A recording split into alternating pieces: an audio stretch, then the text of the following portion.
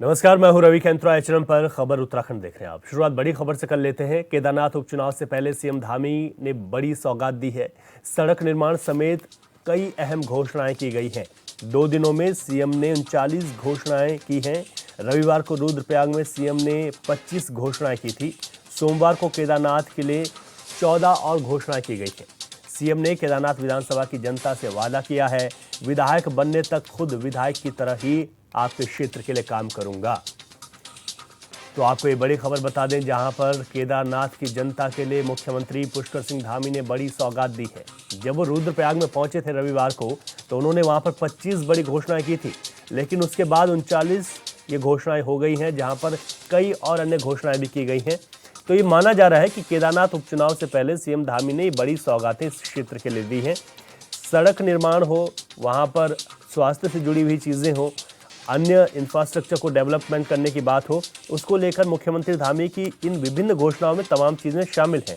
एक बड़ा वायदा मुख्यमंत्री ने किया है कि जब तक नए विधायक यहां पर नहीं बन जाते, यानी कि उपचुनाव का रिजल्ट नहीं आ जाता, तब तक मैं एक विधायक के तौर पर ही आपके क्षेत्र के लिए काम करूंगा।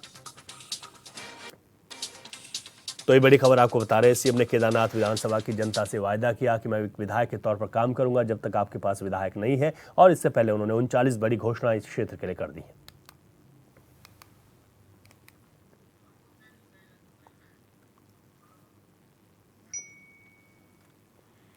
चलिए, अधिक जानकारी के साथ हमारे संवाददाता अरुण सैनी देहरादून से हमारे साथ लाइव जुड़ गए हैं। अरुण, जिस तरीके से केदारनाथ के लिए बड़ी घोषणाएं हो रही हैं, इन घोषणाओं का केदारनाथ के डेवलपमेंट में कितना बड़ा असर आएगा, और उपचुनाव से पहले घोषणाओं के क्या मायने? जी रवि, बिल्कुल देखिए, मुख्यमंत्री पुष्कर सिंह धामी ने केदारनाथ उपचुनाव से पहले केदारनाथ में 39 घोषणाएं बीते 24 घंटों में की है, जिसमें कि रविवार को 25 योजनाओं को घोषणा जो है मुख्यमंत्री पुष्कर सिंह धामी ने की थी, जिसमें कई विकास कार्य होने हैं। और इसी के साथ साथ ही 14 अन्य घोषणाएं जो है वो सोमवार को मुख्यमंत्री पुष्कर सिंह धामी ने केदारनाथ में की। तो इस तरीके से केदारनाथ विधानसभा सीट पर उपचुनाव भी होना है, और उपचुनाव से पहले लगातार मुख्यमंत्री पुष्कर सिंह धामी के द्वारा इस तरीके की घोषणाएं की जा रही है, जिसमें चाहे सड़कों का चौड़ीकरण हो या मोटर मार्ग का सुधारीकरण हो, इसी के साथ साथ स्वास्थ्य व्यवस्थाएं हो, या पुनर्निर्माण के भी जो कार्य चल रहे हैं उनके कार्य हो, या बाकी का इंफ्रास्ट्रक्चर हो, स्वास्थ्य से जुड़ी हुई व्यवस्थाएं हो। तो इस तरीके की तमाम करीब 39 घोषणाएं मुख्यमंत्री पुष्कर सिंह धामी ने की है। और ऐसे में इनको लेकर आगे किस तरीके से विकास कार्य होने हैं, उसको लेकर भी मुख्यमंत्री पुष्कर सिंह धामी ने जनता से वादा किया है कि जब तक केदारनाथ विधानसभा सीट पर उपचुनाव नहीं होता और कोई विधायक यहाँ पर से चुनकर नहीं आता, तब तक मुख्यमंत्री खुद यहाँ पर एक विधायक की तरीके से कार्य करेंगे। और इसी के चलते जो है तमाम घोषणाएं मुख्यमंत्री पुष्कर सिंह धामी केदारनाथ के लिए कर रहे हैं। लेकिन जिस तरीके से डेवलपमेंट को लेकर मुख्यमंत्री पुष्कर सिंह धामी ने घोषणाएं की हैं, और सभी लगभग क्षेत्रों के लिए मुख्यमंत्री इस तरीके की घोषणाएं करते भी रहते हैं, लेकिन केदारनाथ विधानसभा सीट पर उपचुनाव होना है। तो ऐसे में इन घोषणाओं के कई तरीके के मायने भी निकाले जा रहे हैं। ऐसे में विपक्षी दल की बात की जाए तो विपक्षी दल लगातार भारतीय जनता पार्टी पर तंज भी कस रहा है और आरोप भी लगा रहा है कि केदारनाथ विधानसभा सीट पर उपचुनाव होना है, और उपचुनाव को देखते हुए ही इस तरीके की घोषणाएं जो है मुख्यमंत्री पुष्कर सिंह धामी के द्वारा की जा रही है। और कहीं ना कहीं भारतीय जनता पार्टी को हार का डर केदारनाथ विधानसभा सीट के उपचुनाव में सता रहा है, इसलिए इस तरीके की योजना की घोषणा जो है वो की जा रही है। इस तरीके की बातें जो है विपक्षी दल के द्वारा लगातार की जा रही है। हालांकि भारतीय जनता पार्टी की तरफ से ये कहा जा रहा है कि इस तरीके विकास कार्य लगातार जो है सभी जिलों में किए जा रहे हैं, पूरे उत्तराखंड में इस तरीके के विकास कार्य किए जा रहे हैं, और उसी के चलते केदारनाथ में भी जो है मुख्यमंत्री पुष्कर सिंह धामी ने विकास कार्यों की जो है वो बाहर लाई है। और एक जिस तरीके से 39 घोषणाएं जो है वहाँ पर की है, तो ऐसे में केदारनाथ में काफ़ी विकास कार्य होंगे और केदारनाथ का डेवलपमेंट और भी अधिक हो पाएगा। लेकिन जो घोषणाएं हुई हैं, इसका चुनाव पर कितना असर पड़ता है केदारनाथ विधानसभा सीट पर के उपचुनाव में, हालांकि अभी घोषणा होना बाकी है, चुनाव कब तक होगा यह भी स्पष्ट नहीं है। हालांकि माना जा रहा है कि दिसंबर तक सभी राज्यों में जो उपचुनाव होने हैं, उसके साथ ही उत्तराखंड की विधानसभा सीट पर केदारनाथ में जो है उपचुनाव होना है, वो यहाँ पर भी उपचुनाव होगा। तो ऐसे में जो इस वक्त घोषणाएं मुख्यमंत्री पुष्कर सिंह धामी जी के द्वारा की गई है, उनका कितना असर आने वाले उपचुनाव पर पड़ेगा, यह भी देखने वाली बात होगी। हालांकि जो घोषणाएं की गई है उसको लेकर लगातार प्रदेश में सियासत गर्मा गई है। विपक्षी दल लगातार सत्ता पक्ष पर हमलावर दिखाई दे रहा है और लगातार सवाल खड़े कर रहा है। बिल्कुल आपने ठीक कहा अरुण कि सियासत तो गरमाएगी, लेकिन विपक्ष भी इस बात को उठाएगा कि यहाँ पर उपचुनाव है, तो उपचुनाव की वजह से सत्ता में बैठी पार्टी इस वक्त घोषणाएं कर रही है। लेकिन विपक्ष को भी ये नहीं भूलना चाहिए कि जब भी वो सत्ता में थे, जब भी उपचुनाव हुए, तो उनकी ओर से भी ये घोषणा की जाती थी और ये पूरी तरीके से ये परंपरा जो है चली आई है। लेकिन घोषणाओं की अगर बात करें तो केदारनाथ बहुत महत्वपूर्ण है। इन घोषणाओं का अगर जिक्र करें तो कौन सी ऐसी घोषणाएं जो यहाँ के क्षेत्र के लिए बहुत लंबे समय से मांग की जा रही थी, और इन घोषणाओं को जो शामिल किया गया है घोषणाओं में, उनसे इस क्षेत्र का विकास होगा? जी रवि, बिल्कुल देखिए, केदारनाथ की अगर बात की जाए तो जिस तरीके से क्योंकि चार धाम यात्रा भी चल रही है और ऐसे में केदारनाथ धाम में बड़ी संख्या में श्रद्धालु जो है वहाँ पर पहुँचते हैं, तो ऐसे में जो मार्ग है, चाहे मोटर मार्ग की बात हो या पैदल मार्ग की बात हो या अन्य व्यवस्थाएं हों, तो इस तरीके की मांग लगातार स्थानीय निवासियों के द्वारा भी की जा रही थी। तो इसमें जो भी जो घोषणाएं मुख्यमंत्री पुष्कर सिंह धामी के द्वारा की गई है, उस सभी में सबसे अधिक घोषणाएं सड़कों के सुधारीकरण को लेकर, मोटर मार्गों के सुधारीकरण को लेकर और चौड़ीकरण को लेकर, इस तरीके की तमाम घोषणाएं उसमें शामिल है। तो ऐसे में इससे जो केदारनाथ इसके स्थानीय निवासी लगातार मांग कर रहे थे, उनमें ऐसी कई घोषणाएं हैं जिससे आगे आने वाले समय में जो है काफ़ी डेवलपमेंट के कार्य भी केदारनाथ में होने हैं। तो ऐसे में आने वाले किस तरीके से विकास कार्य होना है और जो मांगे स्थानीय निवासियों की है, उन पर किस तरीके से आगे कार्य होते हैं और किस तरीके से विकास कार्य केदारनाथ में होते हैं, ये भी आगे देखने वाली बात होगी। बिल्कुल ठीक है आपने कि देखने वाली बात ये होगी कि जिन घोषणाओं को किया गया है धरातल पर उतरेंगे और इससे किस तरीके से इस क्षेत्र का विकास होगा। बहुत शुक्रिया अरुण आपका तमाम जानकारी के लिए।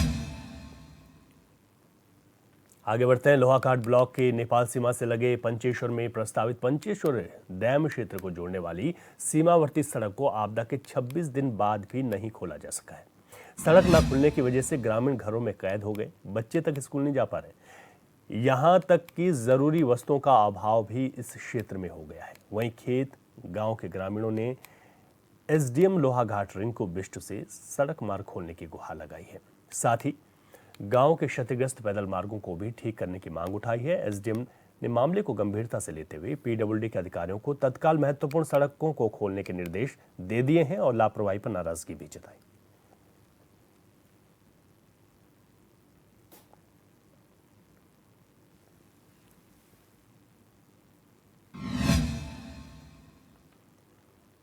और खबरों में आगे बढ़ते हैं। हरिद्वार में अवैध खनन कारोबारी इस वक्त पूरी फार्म को खनन के कारोबार को अंजाम देने में लगे हुए हैं। यह खनन बिना किसी परमिशन के रात के अंधेरे में किया जा रहा है। संबंधित मामले में जब मीडिया की टीम ने रुड़की तहसीलदार से मामले में जानकारी लेनी चाहिए तो उन्होंने अपनी जिम्मेदारी से बचते हुए व्यस्त होने की बात कहकर ज्वाइंट मजिस्ट्रेट से मिलने की सलाह दे दी, जिसके बाद ज्वाइंट मजिस्ट्रेट का कहना है कि मामला उनके संज्ञान में है और जल्द ही तहसील स्तर पर कार्रवाई के आदेश दिए जाएंगे।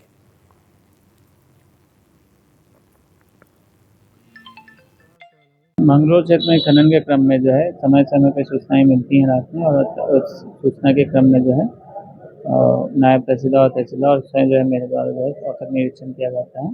जब भी कोई ट्रैक्टर जब्त होती है या चीज़ होती है तो उसके क्रम में जो है जिलाधिकारी महोदय को अवगत भी कराया जाता है।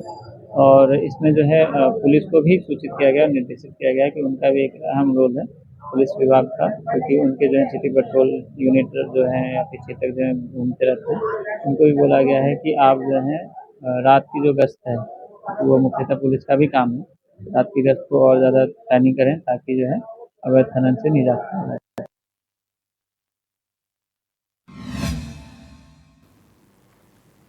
और वहीं हरिद्वार की ही सिडकुल पुलिस ने वाहन चोर गैंग का भंडाफोड़ कर गैंग के 2 सदस्यों को गिरफ्तार किया है, जिनकी निशानदेही पर एक खंडरनुमा भवन से 2 जो यहां पर वाहनों की चोरी की बात सामने आई थी, उसमें 12 दोपहिया वाहन बरामद यहां पर किए गए हैं। वहीं पुलिस इस सफलता के लिए एसएसपी परमेंद्र सिंह डोभाल ने पुलिस टीम की पीठ थपथपाई है।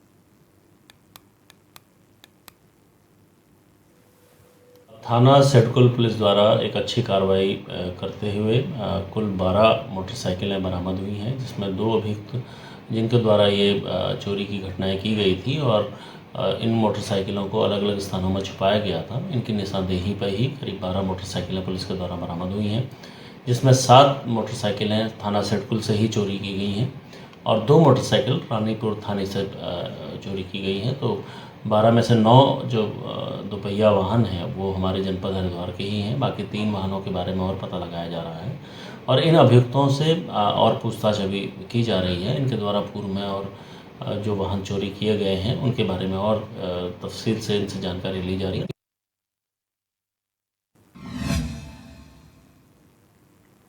हल्द्वानी के कमलोआ गांजा क्षेत्र में उस वक्त सनसनी फैल गई जब रामलीला देखने आए वकील को उसके चचेरे भाई ने ही गोली मार दी। आनंद फानन में युवक को अस्पताल ले जाया गया, जहां डॉक्टरों ने उसे मृत घोषित कर दिया। बताया जा रहा है कि दोनों भाइयों के बीच लंबे समय से जमीन को लेकर विवाद चल रहा था। वहीं हत्या की वारदात को अंजाम देने के बाद आरोपी मौके से फरार हो गया। सूचना मिलते ही मौके पर पहुंची पुलिस ने घटनास्थल का जायजा लिया और मामले की जांच में जुट गई है।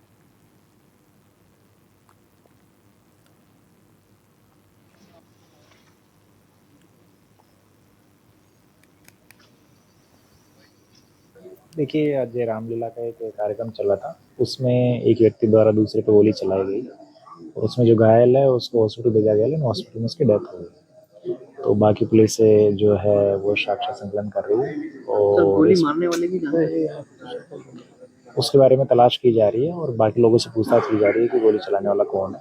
जल्दी जो भी गोली चलाने वाला है उसको गिरफ्तार करेंगे।